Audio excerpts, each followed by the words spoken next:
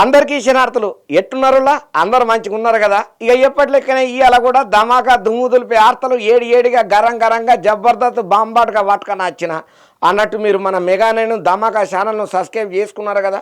చేసుకోకపోతే పక్కన గంట గుర్తును గట్టిగా గుద్దుండ్రి. మన ఛానల్ను సాకారం చేస్తున్నందుకు మీ అందరికీ కోటి శనార్థులు చెప్పుకుంటా ఒక లైక్ చేయండి, షేర్ చేయండి, ఒక కామెంట్ చూద్దాం పెట్టుండ్రి. ఇంకా లేట్ చేయకుండా మన ధమాకా దుమ్ము దులిపి ఆర్తలు ఏమేమి ఉన్నాయో చూడాలి కదా. చూద్దాం పాండ్రి. ఏందో ఏమోనులా కేసీఆర్ సార్కు చాలా ప్రాబ్లమ్స్ అవుతున్నాయి. ఎందుకు ఇట్లా అవుతున్నదో ఏమో తెలియదు కానీ ఇవాళ ఉన్నట్టుండి కేసీఆర్ సారు గచ్చిబౌలిలో ఉన్న ఏజీ దవాఖానలకు పోయిండట. మరి గంత అర్జెంటుగా కేసీఆర్ సారు ఎందుకోసానికని పోయిండో నాకైతే మస్తు బుగులు అనిపిస్తున్నది. వార్త తెచ్చిన కదా, చూద్దాం పాండ్రి. ఇక మాజీ ముఖ్యమంత్రి అయినటువంటి బీఆర్ఎస్ గులాబీ పెద్ద బాస్ అయినటువంటి కేసీఆర్ సారు ఉన్నట్టుండి గచ్చిబౌలి ఏఏజీ దవాఖానకు పోయిండయ్యా. గత కొంతకాలం కించి కేసీఆర్ సారు జలుబుతోని బాగా బాధపడుతున్నాడట. ఇక ఈ క్రమంలో ఆరోగ్య పరీక్షల కోసానికని చెప్పి ఇవాళ అంటే శనివారం నాడు ఏఏజీ దవాఖానకు పోయిండు.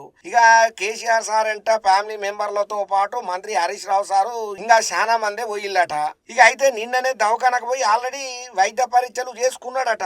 కాకపోతే డాక్టర్ మళ్ళా చెప్పిల్లట రేపు కూడా మళ్ళొక పారి రమ్మని చెప్పి. అట్లా పెద్ద డాక్టర్లు ఎప్పుడుతోని ఇవాళ ఏజీ దవాఖానకు పోయిండు. ఇక పురాగా వైద్య పరీక్షలను పూర్తి చేసిన తర్వాత నందినగర్ లో కేసీఆర్ సార్ ఇల్లు ఉన్నది కదా, ఆ ఇంట్లోకి పోయి ఉన్నాడట. దగ్గర ఇక్కడనే మీరు 5 రోజుల పాటు ఉండుండ్రని చెప్పి డాక్టర్ సార్లు చెప్పిండ్రట. ఇంకా అంతనే కాదు, 2 నెలలకు ఒకసారి కేసీఆర్ సార్ ను దవాఖానకు తీసుకొని రావాలి, వైద్య పరీక్షలను ఎప్పటికప్పుడు చేస్తూనే ఉండాలి. ఇక ఈ దవాఖానల ముచ్చట కట్టే గతంలో కేసీఆర్ సార్ ఎప్పుడు యశోద దవాఖానకు పోతుండే. ఇక కాకపోతే ఈసారి ఇట్లా గచ్చిబౌలి దవాఖానకు తీసుకొస్తున్నారట. ఇక మొత్తానికైతే వైద్యుల సూచనల మేరకు ఇవాళ కూడా ఆధారపడ్డాడు. ఇంకా మధ్యలో టెస్టులను శుద్ధం చేస్తాం, మేము ఎప్పటికప్పుడు ఇన్ఫర్మేషన్ ఇస్తాం, దప్పున రావాలి మీరు దవాఖానకు అని చెప్పిల్లట పెద్ద డాక్టర్లు. ఇక ఏదేమైనా కానీ కేసీఆర్ సార్ ఆరోగ్యం పురాగా కోలుకోవాలని మన ధమాకా దుమ్ము దులిపి ఆర్తలకించి మనం శుద్ధం కోరుకుందాం.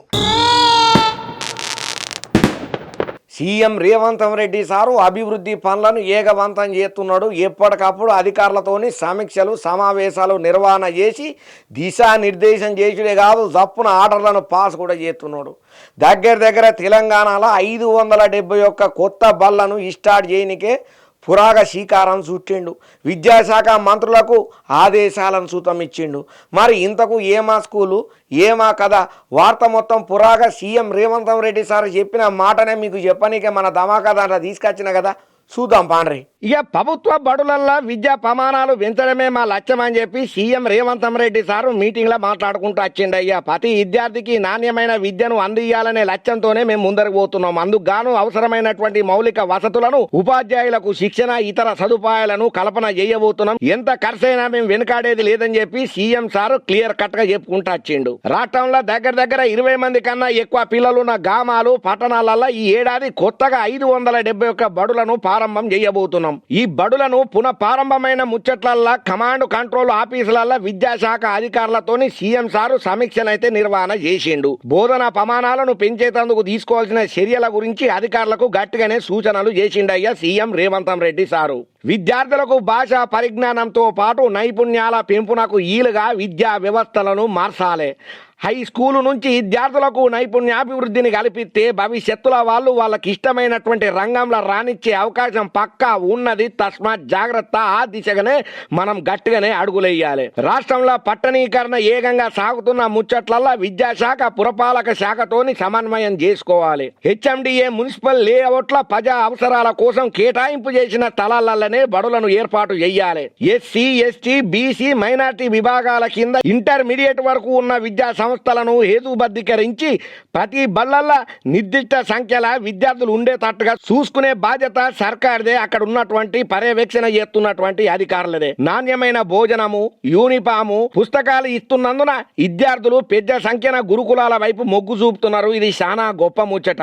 డే స్కాలర్లకు కూడా ఎన్ని అందించే ముచ్చట్లలో కూడా అధ్యయనం చేయాల్సిన అవసరం ఎంతైనా ఉన్నదని చెప్పి అధికారులకు దిశానిర్దేశం చేసిండయ్యా సీఎం రేవంత్ రెడ్డి సారు. ఇక ఈ సమీక్షల రాష్ట్ర ప్రభుత్వ సలహాదారు Vem Narender Reddy sir, K Keshava Rao sir, CMO, విద్యాశాఖ పెద్ద ఇంకా చాలా మంది అధికారులే పాల్గొన్నారయ్యా. వాళ్ళందరికీ దిశా నిర్దేశం ఆదేశాలను ఎప్పుడే కాకుండా తగిన సూచనలు జాగ్రత్తలు తీసుకోమని చెప్పి సీఎం రేవంత్ రెడ్డి సారు కరాఖండిగా చెప్పిండు. ఏదేమైనా రేవంత్ రెడ్డి సారు ఎప్పటికప్పుడు పబ్లిక్ గురించి ఆలోచించుకుంటా ప్రతి ఒక్క విషయాన్ని క్షుణ్ణంగా పరిశీలన చేసి ఎప్పటికప్పుడు మీటింగులు పెట్టి అధికారులకు ఆదేశాలను జారీ చేస్తున్న ముచ్చట్ల ప్రతి ఒక్క తెలంగాణ పబ్లిక్ అయితే మస్తు హ్యాపీగా ఫీల్ అవుతున్నారయ్యా. మీరు అకారణంగా అన్యాయంగా గుడ్డగాల్చి ముఖం మీద వెయ్యకున్లి, మీ పద్ధతులను మార్చుకోన్లి. 10 సార్లు అబద్ధం చెప్తే అది నిజమవుతుందని మీరు భావన చేస్తున్నారు. పబ్లిక్ నమ్మే పరిస్థితులలో లేదు. నేను నా జేబులకు 2000 పోయినాయని మీరు నిరూపిస్తారా అంటున్నారు కదా. నిరాధారమైనటువంటి ఆధారాలు లేనటువంటి మాటలను ఎందుకు చెప్తున్నారు? మందిని ఎందుకు పక్కదో పట్టిస్తున్నారు? తస్మాత్ జాగ్రత్త. మీకు 24 గంటలే టైం ఇస్తున్నా, నిజం నిరూపణ చేయకపోతే కఠిన చర్యలు తప్పవని చెప్పి నారా లోకేష్ సారు గట్టిగానే గరానికి వచ్చిండు వైసీపీ నాయకుల మీద, పార్టీ క్యాడర్ మీద. మరి ఉన్నట్టుండి Nara Lokesh sir dead line 24 గంటల టైమే వైసీపీకి ఎందుకు ఇచ్చిండో వార్త తెచ్చిన కదా, చూద్దాం పాండ్రి. ఇక వైఎస్ఆర్ కాంగ్రెస్ పార్టీ మీద ఆంధ్రప్రదేశ్ ఐటీ విద్యా శాఖల మంత్రి అయినటువంటి నారా లోకేష్ సారు మస్తు గారానికి వచ్చిండు. కోపం మీద నిప్పులు తిరగబట్టిండు అయ్యా వైసీపీ పార్టీ మీద. నా మీద తప్పుడు ప్రచారాలు చేస్తున్నారు, అడ్డగోలు ఆరోపణలు చేస్తున్నారు అని చెప్పి గారానికి రాబట్టిండు. తల్లికి వందనంలా దగ్గర 13,000 తల్లుల ఖాతాలలో పైసలేసి 2,000 నా జేబులో వేసుకున్నానని చెప్పి వైసీపీ దొంగ ఆరోపణలు చేస్తున్నది. అయితే ఎట్లయితే నా మీద తీవ్రమైన ఆరోపణలు చేసిల్లో మీరు నిజంగా దమ్ము ధైర్యం ఉంటే అది నిరూపణ చెయ్యాలి, లేకపోతే ఆ స్టేట్మెంట్ ను మీరు విత్డ్రా చేసుకోవాలి. తస్మాత్ జాగ్రత్త. మీకు 24 గంటల టైం ఇస్తున్నా, ఆరోపణలు నిరూపించడం శాత కాకపోతే చెప్పుండ్రి, ఈ మాటను వెనకకు తీసుకోండ్రి, లేదంటే తీవ్ర పరిణామాలు ఉంటాయి పక్కాగా అని చెప్పి హెచ్చరికలను సుతం జారీ చేసిండయ్యా ఐటీ విద్యా శాఖల మంత్రి Nara Lokesh sir. YCP party అనేది ఒక అబద్ధాన్ని 100 సార్లు చెప్పి నిజం చేసి నమ్మించేటందుకు ప్రయత్నాలు, కుటిల రాజకీయాలు చేస్తున్నది. 2019 ఎన్నికలకు మొదలు వాళ్ళ సొంత బాబాయిని వాళ్ళే చంపి ఆ నింద మా నాయకుడు అయినటువంటి చంద్రాల సార్ మీద నూకే ప్రయత్నం చేసిళ్ళు. మేము సమర్థవంతంగా తిప్పికొట్టుడు వల్ల దాన్ని పబ్లిక్ నమ్మలేదు. ఇప్పుడు చెల్లెలు సునీత షర్మిలకు ఏం జరిగిందనేది పబ్లిక్ వాస్తవాలను ఎరకబడుతున్నారు. తల్లికి వందనము 2,000 రూపాయలు నా జేబులకు వచ్చినాయన్న ఆరోపణలు చేస్తున్నటువంటి వైసీపీ దాన్ని నిరూపణ చెయ్యాలి, లేకపోతే చట్ట ప్రకారం నేను ముందరకు పోతా అని చెప్పి నారా లోకేష్ సారు మస్తు గరాన్ని కచ్చుకుంటా వైసీపీ పార్టీకి లెఫ్ట్ అండ్ రైట్ గట్టిగానే కౌంటర్లు ఇవ్వబట్టిండు. ఏపీల కూటమి సర్కారు అమలు చేస్తున్న తల్లికి వందనం అంతా మోసం అని చెప్పి వైసీపీ ఆరోపణలు చేస్తున్నాయి. పనికి మాలిన ముచ్చట్లు మాట్లాడుతున్నాయి. ఈ క్రమంలో టీడీపీని విమర్శన చేసుకుంటా ఎక్స్ వేదికగా విమర్శలను గట్టిగానే గుప్పన చేస్తున్నది. 15,000 ఇస్తామని హామీ ఇచ్చి ఇప్పుడు ఇచ్చేది 13,000 అనుకుంటా బుకాయింపులకు పాల్పడుతున్నది ఈ వైసీపీ పార్టీ. అందులో దగ్గర 30 లక్షల మందికి పైసలు ఇయ్యలేదని చెప్పి ఆరోపణలు చేస్తున్నది, తప్పుడుగా మాట్లాడుతున్నది. ఈ చంద్రబాబు లోకేష్ తల్లులను నమ్మించి నిండా ముంచిల్లని చెప్పి కుటిల రాజకీయంతో కూటమి అధికారంలోకి వచ్చిందని చెప్పి ఆరోపణలు చేస్తున్నది కదా. ఎట్లా చెప్తారయ్యా అడ్డగోలు మాటలు, అబద్ధాలు ఎట్లా వస్తున్నాయి? నరం లేని నాలుకకు ఎన్ని మాటల మీరు పని చెప్తారు? అచ్చరాల 15,000 ప్రతి ఇంటికి ఇంట్లో ఉన్న వాళ్ళందరికీ ఇస్తామని చెప్పి ఎన్నికల టైంలో మేము హామీ ఇచ్చిన మాట వాస్తవమే. కానీ ఇప్పుడు 13,000 ఇచ్చినామంట. మిగిలిన పైసలు నారా లోకేశం అంటే నా జేబులకు పోయినాయని మీరు ఎట్లా మాట్లాడతారు? మీ తాన ఆధారాలు ఉన్నాయా? ఇసుక మద్యంలో దోసుకున్న పైసలు సరిపోలేవా? తల్లులకిచ్చే పైసలకు కూడా కకృతి ఎందుకు పడుతున్నారని చెప్పి ఇక సోషల్ మీడియాలో వైసీపీ పార్టీ మీద ఈ రేంజ్ లో లోకేష్ సార్ మస్తు గరానికి వచ్చిండు. మరి లోకేష్ సార్ అయితే 24 గంటల టైం ఇచ్చిండు, కానీ మరి దీని మీద వైసీపీ లీడర్లు మళ్ళా రిటర్న్ కౌంటర్ ఏమి ఇస్తారో మనకు మాత్రం ఏం తెలుసు. మన ధమాకా దుమ్ము దులిపి ఆర్తలల్లా చూద్దాం. అరే ఏమైందిరా, పైసలు ఎప్పుడు ఇస్తావరా? నాటకాలు చేస్తానవా? నిత్యంతైందిరా, అసలెంతైంది? మర్యాదగా చెప్తున్న బిడ్డ ఖబర్దార్, సాయంత్రానికల్లా నా పైసలు నాకు ఇయ్యపోతే నేను ఖతం పట్టిస్తా అని చెప్పి పైసలు ఇచ్చిన పెత్తందారులు పాపం అప్పు తీసుకున్న పాపానికి మందిని అవస్థలు పెడతారు కదా. ఇక గిసోంటి ఏమి సెలవు మీ పప్పులు ఉడకవని చెప్పి సర్కారు కొత్త బిల్లును ప్రవేశపెట్టింది. ఇప్పుడు ఈ ముచ్చట ఇంటే ప్రతి ఒక్కరు షాక్ అయ్యే మాటనేనయ్యా. వార్త తెచ్చినాక చూపెట్టకుండా ఉండకపోతే మన ధమాకా వార్తలు ఎట్లయితాయి? చూతాపాండ్రి ఇక బలవంతంగా పైసలు తీసుకున్నారని చెప్పి ఆసరా చేసుకొని ఎట్లా పడితే అట్లా మాట్లాడి వాళ్ళ మీద దౌర్జన్యాలకు గనక ఎగబడినరే అనుకో, ఇక నుంచి అలాగుంటది కథ. మీకు జైలు శిక్ష చేసుడే కాదు 5 లక్షల జరిమానా కూడా ఇదిస్తామని చెప్తున్నదయ్యా సర్కారు. ఇక దీనికి సంబంధన చేసినటువంటి ఒక బిల్లుకు గవర్నరు ఆర్ఎన్ రవి సారు ఆమోదం చెప్పుకుంటా వచ్చిండు. అయితే ఎవరైతే అప్పులు ఇచ్చిన వాళ్ళు బగ్గా బెదిరింపులకు పాల్పడు, అడ్డగోలుగా అప్పులను మిత్తిల మీదకెంచి మిత్తిలు వేసి వసూలు చేసుడు, ఆస్తులను స్వాధీనం చేసుకునుడు, ఇటువంటి అడ్డమైన హరకతలకు ఎవరైనా పాల్పడ్డారే అనుకో, చట్ట సభలల్లో అసెంబ్లీల సవరణ బిల్లును తీసుకొస్తున్నాం అన్నట్టుగానే తీసుకొచ్చింది తమిళనాడు సర్కారు స్టాలిన్ పెద్దసార్లు. బలవంతంగా అప్పులు చేసిన రుణగ్రహీతల ఆస్తులను స్వాధీనం చేసుకోవాలని చూసిన 5 ఏళ్లు జైలు శిక్ష, 5 లక్షల దనక జరిమానా కూడా విధించబోతున్నారట ఈ బిల్లుతోని. ఇక అట్లా కాకుండా ఇచ్చిన పైసలను దాడులు దౌర్జన్యాలతోని గుంజుకోవాలని చూస్తే గనక ఒకవేళ అప్పు తీసుకున్న వ్యక్తి ఆత్మహత్యకు పాల్పడితే సదరు ఎవరైతే రుణ సంస్థ అప్పులు ఇచ్చిందో వాళ్ళు ఈయన ఆత్మహత్యను ప్రేరణ చేసినట్టుగా భావన చేసి బెయిల్ కూడా దొరకకుండా జైలు శిక్ష పడే అవకాశాన్ని ఈ కొత్త చట్టంలో ఉన్నదని చెప్పి ఇక అసెంబ్లీలో ఈ బిల్లుకు ఇప్పటికే ఆమోద ముద్ర వచ్చుడుతోని రీసెంట్ గా సంబంధిత బిల్లును గవర్నర్ రవి సారు ఆమోద ముద్ర వేసిండు. ఇక తమిళనాడు సర్కారు తీసుకున్నటువంటి ఈ నిర్ణయానికి మాత్రం అప్పులు తీసుకున్న వాళ్ళు ప్రతి ఒక్కరు హ్యాపీగా ఫీల్ అవుతుంటే అప్పులు ఇచ్చిన వాళ్ళు మాత్రం మస్తు బాధపడబట్టినట్ట. ఇది ఎక్కడి కదరా, మనం కూడా కష్టపడ్డ పైసలే కదరా, వాడేదో ఆపదలో ఉన్నాడని చెప్పి మనం ఇస్తే మళ్ళా ఇప్పుడు ఈ కొత్త బిల్లు వచ్చుడుతో ఇక మన పైసలు గోవిందానేనా అగ్గో ఇది ఎక్కడి కదరా అని నీళ్లు నములుకుంటా డైలామాలో ఉన్నారట అప్పులు ఇచ్చిన వాళ్ళు సుతం. ఏదేమైనా అవసరానికి అప్పిచ్చినామని చెప్పి దౌర్జన్యం చేసుడు మాత్రం మంచి పద్ధతి కాదనేది అప్పిచ్చిన వాళ్ళు కూడా తెలుసుకుంటే ఇటువంటి గొల్లెన్ సప్పులు ఉండవని అంటున్నారు ఈ ముచ్చటెరికైనా ప్రతి ఒక్కరు. ఇక కేటీఆర్ సార్కు మళ్ళీ ఒక షాక్ పడ్డదయ్యా. అగో ఏమయ్యా షాక్ తగిలిందనంటే ఏందో ఏమో కానీ ఈ బీఆర్ఎస్ వర్కింగ్ ప్రెసిడెంట్ సార్ పరిస్థితి అయితే మంచిగా లేనట్టే కనబడుతున్నది, కాలం కలిసి ఒత్తలేనట్టే అనిపిస్తున్నది. మరి ఇప్పుడు మళ్ళొక కేసు సార్ మీద పడ్డది. మరి ఏమా కేసు ఏమా కథ పురాగా వార్తను అరుచుకోవాలి కదా, చూద్దాం పాండ్రి. ఇక మాజీ మంత్రి బీఆర్ఎస్ వర్కింగ్ ప్రెసిడెంట్ అయినటువంటి కేటీ రామారావు సార్కు మళ్ళొక దెబ్బ మీద దెబ్బ పడ్డట్టే అనిపిస్తున్నదయ్యా. ఇప్పుడు ఈ మిచ్చట చూస్తుంటే మన ధమాకా దుమ్ముదులిపే ఆర్తలల్లా. ఇక సీఎం రేవంత్ రెడ్డి సార్ మీద ఇష్టం వచ్చినట్టు నోటికొచ్చినట్టు నరం లేని నాలుకకు పని చెప్పి అసభ్య పదజాలాలు వాడుకుంటా మాటలు మాట్లాడిందని చెప్పి Congress MLC Balmuri Venkata sir Hyderabad Cyberabad police పెద్ద సార్లకు ఫిర్యాదు చేసిండు. ఇక దీంతో ఆ ఫిర్యాదును స్వీకరణ చేసిన పోలీసులు కేటీఆర్ సార్ మీద ఇక కొన్ని సెక్షన్ల కిందనైతే కేసులను నమోదు చేసిల్లు, ఎఫ్ఐఆర్ సుతం బుక్ చేసిల్లు. ఇక కేటీఆర్ సారు మీడియా ముంగట సీఎం రేవంత్ రెడ్డి పరువు ప్రతిష్టలకు భంగం కలిగేటట్టుగా ఆయన ఇమేజ్ ను దెబ్బతీసేటట్టుగా మాట్లాడుతున్నాడని చెప్పి ఈ ఫిర్యాదుల వేరుకున్న అసలైన ముచ్చటనయ్యా. తెలంగాణ శాంతి భద్రతలను అస్థిరపరిచేటట్టు ఆయన వ్యవహారం ఉన్నది. వెంటనే బీఆర్ఎస్ వర్కింగ్ ప్రెసిడెంట్ మీద తగు చర్యలు తీసుకోవాలని చెప్పి Balmuri Venkata sir Hyderabad cyber crime police పెద్ద సార్లకు లిఖిత పూర్వకంగా ఫిర్యాదును అందజేసిండయ్యా. ఇక దీంతో కేటీ రామారావు సార్ మీద సిసిఎస్ పోలీసులు అయితే కేసును నమోదు చేసి నోటీసులను అయితే ఇచ్చేటందుకు రంగం రెడీ అయ్యింది. ఏందో ఏమోనుల్లా వాళ్ళ మీద వీళ్ళు కేసులు వీళ్ళ మీద వాళ్ళు కేసులు, వాళ్ళు తప్పులు చేసిల్లని వీళ్ళు మైకుల ముందర మాట్లాడు, వీళ్ళు తప్పులు చేసిల్లని వాళ్ళు మైకుల ముందర మాట్లాడే సరిపోతున్నది. కానీ పబ్లిక్ ఫాయిదా అయ్యే పథకాలన్నా ఒక్కటన్నా అమలు చేస్తున్నారా, లేకపోతే పబ్లిక్ ఫాయిదా అయ్యే ముచ్చట్లు ఏమైనా చెప్తున్నారా అని చెప్పి డైలమాల పడుతున్నారయ్యా. ఈ ముచ్చటరికైనా ప్రతి ఒక్క కామను పబ్లిక్. ఏదేమైనా రాజకీయాలంటేనే అట్లా ఉంటాయి. ఇవాళ తిట్టుకుంటారు, రేపు కలుసుకుంటారు, ఇవాళ కలుసుకుంటారు, రేపు విడిపోతారు. ఇది కామన్ అని చెప్పి ఇంకొంతమంది రాజకీయ మేధావులు కారెడ్డాలు ఆడుకుంటా కామెంట్లు కూడా చేస్తున్నారు. ఇట్లా కేటీఆర్ సార్ కు నోటీసులు ఇచ్చుడు మీద ఎమ్మెల్సీ కవితక్క కూడా రియాక్ట్ అయింది. రాజకీయ కక్ష సాధింపుల భాగంగానే BRS working president KT Rama Rao sir కు నోటీసులు ఇచ్చింది ఈ తెలంగాణ సర్కారు. కాంగ్రెస్ సర్కారు మళ్ళీ నోటీసులు జారీ చేయడాన్ని నేను తీవ్రంగా ఖండన చేస్తున్నా. ఎన్ని కుట్రలు చేసినా మీ వైఫల్యాలను పదాక్షేత్రంలో ఎండగట్టుడు పక్కా అని చెప్పి కాంగ్రెస్ సర్కార్ కు గట్టి వార్నింగ్ ఇచ్చింది ఎమ్మెల్సీ కవితక్క. ఇక ఈ ముచ్చట ఇట్లుంటే ఆల్రెడీ ఈ రేసు కేసులలో కేటీఆర్ సార్ విచారణ ఎదుర్కొంటున్న సంగతి మన ధమాకా దుమ్ముదులిపే ఆర్తలలో చెప్పుకున్నాం కదా. మే 26వ తారీఖున విచారణకు హాజరు కావాలని చెప్పి గతంలో నోటీసులు ఇయ్యగా విదేశీ పర్యటన కారణంగా తిరిగి వచ్చిన తర్వాత విచారణకు హాజరు అయితే పక్కా అని చెప్పి కేటీ రామారావు సార్ చెప్పుకుంటూ వచ్చిండు కదా. ఇక పతుతమైన విదేశీ పర్యటన పురాగా చేసుకుని వచ్చిన ముచ్చట్లలో మళ్ళొక పారి ఏసీబీ నోటీసులు జారీ చేసిందయ్యా. ఇక ఏపీ డిప్యూటీ సీఎం పవనాల్ సారు కొడుకు మార్కు శంకర్ను హైదరాబాద్ స్కూల్లో జాయిన్ చేసిండయ్యా. మరి అక్కడ ఫీజులు ఏంది, ఆ కథ ఏంది ఉన్నట్టుండి పవనాల్ సారు ఎందుకు ఈ స్కూల్లో జాయిన్ చేసిండో వార్త పురాగా మీకోసానికని తీసుకొచ్చిన కాబట్టి ప్రతి ఒక్కరు స్కిప్ కొట్టకుండా చూడుండ్రి.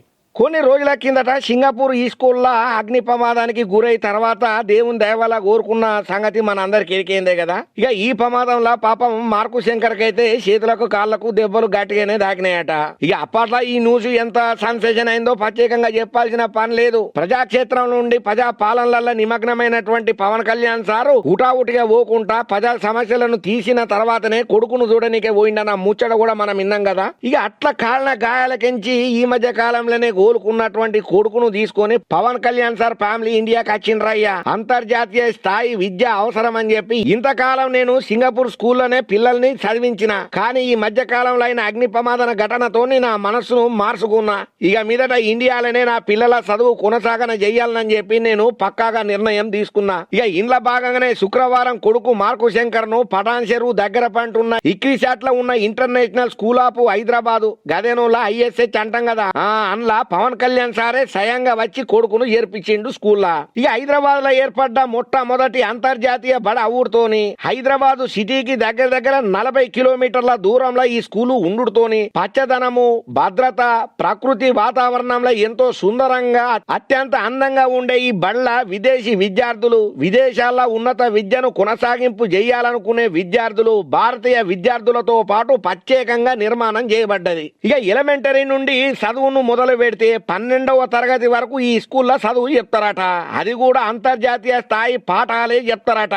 ఇక ఈ స్కూలు ముచ్చట్లకు వస్తే దగ్గర దగ్గర 400 మంది విద్యార్థులు మాత్రమే ఉంటారని, ఎవరికి పడితే వాళ్లకు అడ్మిషన్లు ఇయ్యరని, విద్యార్థులలో సగానికి మీదికెంచే విదేశాల నుంచి వచ్చినోళ్లే ఉన్నారని, స్కూళ్ల సిబ్బంది కూడా 35% వరకు ఇతర దేశాలకెంచి వచ్చినోళ్లే ఇలా ఉన్నారని చెప్పి పరీక్షలు మార్కులు ఇక్కడ ఉండవు.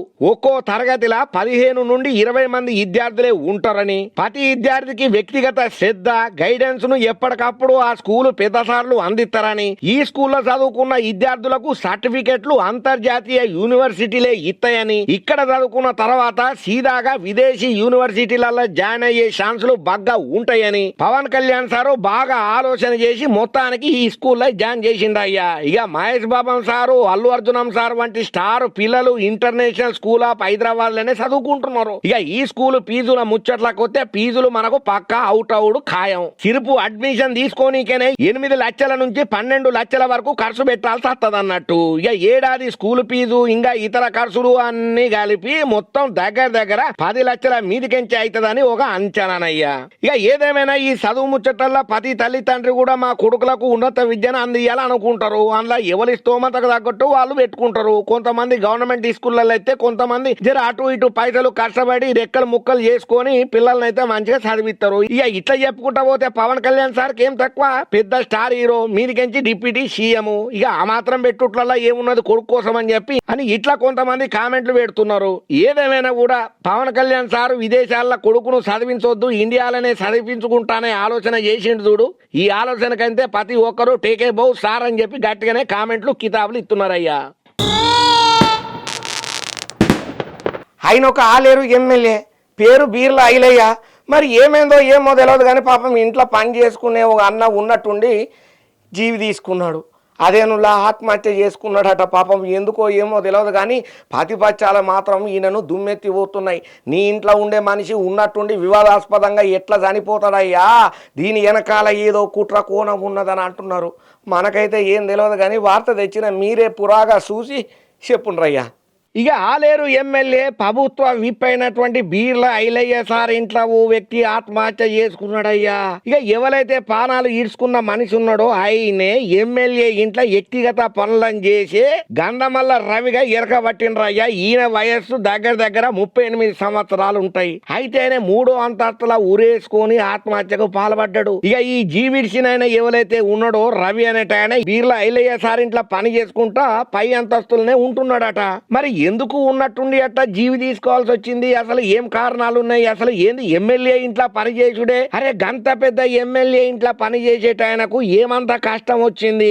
ఉన్నట్టుండి ఉరి తీసుకోవాల్సిన ఆలోచన ఎందుకు వచ్చింది? ఏమన్నా జోడాలు లొల్లులు పంచాయతీలు ఉన్నాయా? బీర్లా ఐలయ్య సార్తో ఏమన్నా గుల్లన్ సాపుడు ఉన్నదా, లేకపోతే ఇంట్లో ఏమన్నా భార్య పిల్లలతోని గాని ఏమన్నా జోడాలు ఉన్నాయనే దాని మీద మాత్రం పురాగా వివరాలు తెలవలేదు. ఇంకా పోలీసు విచారణలో మాత్రం తెలిసే అవకాశాలు పక్కాగానే ఉంటాయి అని అంటున్నారయ్యా. ఇక ఈ జీవిడిచినటువంటి రవి అనే ఆయనకు ఒక భార్య, ఇద్దరు కూతుర్లు ఉన్నారట. అయితే నిగూఢంగా తెలుస్తున్న ఈ విషయం ప్రకారం ఏంటంటే, ఈ మధ్య కాలంలో ఈ రవి అనే ఆయనను ఎమ్మెల్యే బీర్ల ఐలయ్య సారు జర గరానికి వచ్చి మందలింపు చేసిండని, 2 రోజుల సంధి ఈ చనిపోయిన ఆయన సొంత ఊరైన సైదాపురంలోనే ఉన్నాడని, ఎమ్మెల్యే ఇంట్లోనే ఊరేసుకొని ముతి చెందుడు పట్ల శాన్నే అనుమానాలు వస్తున్నాయి. ఒక ఈయన ఆత్మహత్య చేసుకోవాలని నిజంగానే అనుకుంటే ఆయన సొంతూరైనటువంటి సైదాపురంలోనే ఇంట్లో ఊరేసుకొని ఉండొచ్చు కదా. మరి అక్కడ కాకుండా ఎమ్మెల్యే ఇంట్లోకి వచ్చి ఎందుకు ఊరేసుకున్నాడు? అయితే ఈ రవి అనేట ఆయన భార్యతో కలిసి కొన్ని ఏళ్ల సందే ఎమ్మెల్యే సార్ ఇంట్లో పని చేస్తున్నాడట. ఇక ఏదేమైనా కానీ ఇట్లా ఊరేసుకున్నాయనను రాత్రికి రాత్రే పోలీసు పెద్ద సార్లు ఆ మృతదేహాన్ని భువనగిరి జిల్లా ప్రభుత్వ దవాఖానకైతే తీసుకొని పోయిండ్రు. ఇక ఆ మృతదేహాన్ని ఎమ్మెల్యే బీర్ల ఐలయ్య సార్ కూడా సందర్శన చేసిండు. ఇక అయితే ఈ బీర్ల ఐలయ్య సార్ ఇంట్లో ఎవరైతే గంధమల్ల రవి అనేటాయనే ఉన్నట్టుండి ఆత్మహత్య చేసుకున్నాడో అనేక అనుమానాలకైతే తావిస్తున్నది. బీఆర్ఎస్ పార్టీ మండల అధ్యక్షుడు కర్రే వెంకటయ్య అనేక అనుమానాలకు తావిస్తున్నదని చెప్పి బీఆర్ఎస్ పార్టీ మండల అధ్యక్షుడైనటువంటి కర్రే వెంకటయ్య ఆరోపణలు చేస్తున్నాడు. ఆయన ఎందుకు ఊరేసుకోవాల్సి వచ్చిందో అర్థం అయితలేదని కూడా అన్నాడు. సరే, ఊరేసుకున్న తర్వాత రాత్రి అంత అర్జెంట్ గా భువనగిరికి దవాఖానకి ఎందుకు దోలుకొని పోయిండ్రు? దీని మీద సమగ్ర విచారణ పక్కా జరగాలని చెప్పి నేను ప్రభుత్వాన్ని డిమాండ్ చేస్తుందని చెప్పి జరిగినటువంటి సంఘటన మీద ఖండన చేసుకుంటూ వచ్చిండు. ఇంకంతనే కాదు, ఈ సంఘటనకు సంబంధించి సిబిసిఐడి అధికారులు రంగంలోకి దిగి విచారణ చేత పట్టాలని చెప్పి నేను డిమాండ్ చేస్తున్నాను చెప్పి గట్టిగానే చెప్పుకుంటూ వచ్చిండు. మరి ఎందుకు జీవి తీసుకున్నాడో, ఏం సంగతో, అంతగా బలన్మరణానికి పాల్పడడానికి కారణాలు ఏంటియో మనకు మాత్రం ఏం తెలుసు. పోలీసు పెద్దసార్లు విచారణ చేసిన తర్వాతనే పురాగా స్టోరీ మనకు సమాజ్ అవుతుంది. ఇక చాలా మంది దేవుడు వచ్చిందని చెప్పి, దయ్యాలు వచ్చిందని చెప్పి పూనకాలతో ఇట్టా ఊగి మంది నాగం చేస్తుంటారు కదా. గిట్లనే ఒక అక్క చెయ్య చూసింది. అక్కడ ఉన్నటువంటి పెద్ద మనిషి ఎట్లా షాక్ ఇయ్యాలనో అక్కకి ఇచ్చిండు. వార్త పురాగా తెలవాలంటే చూడండి. ఇక దేవుని పేరు చెప్పుకొని దినం ఎన్ని మోసాలు అవుతున్నాయో సొసైటీలో మనం గట్టిగానే చూస్తున్నాం కదా. ఇట్లా కొంతమంది జిక్కుతుంటారో పబ్లిక్, కొంతమంది తప్పించుకొని దేవుడు అంటే నా దగ్గరనే ఉన్నాడు, నేనే దేవుళ్ళల్లో ఉన్నా, దేవుడే నాలో ఉన్నాడని అభూత కల్పనలు చేసుకుంటా అరిచేతిలో వైకుంఠం చూపించే ప్రయత్నాలు బగ్గ మంది చేసుకొని మంది దగ్గర పైసలను గట్టిగానే దండుకుంటుంటారు కదా, మోసం చేసి. ఇక ఈ తీరుగానే ఒక అక్క చెయ్య చూసింది. కాకపోతే పక్కనున్న పెద్ద ఆయన ఏం చేసిండో చూడుండ్రి. ఏటరన్నా జర్రొక్కసారి వీడియో ఇడిసేవే.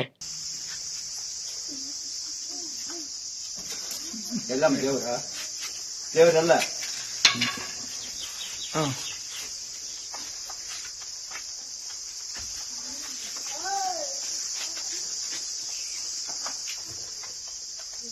ಎಲ್ಲಿ ದೇವರು?